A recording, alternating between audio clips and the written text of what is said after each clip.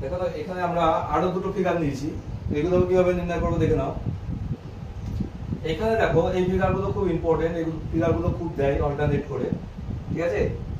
এইখানে খণ্ডিতাংশ দেখো, এখানে একটা দুটো তিনটে, আবার এদিকে দেখো একটা দুটো তিনটে, এদিকেও দেখো একটা দুটো তিনটে, ঠিক আছে। এইরকম যদি খণ্ডিতাংশ থাকে, চারিদিকে সমান খণ্ডিতাংশ থাকে, ঠিক আছে।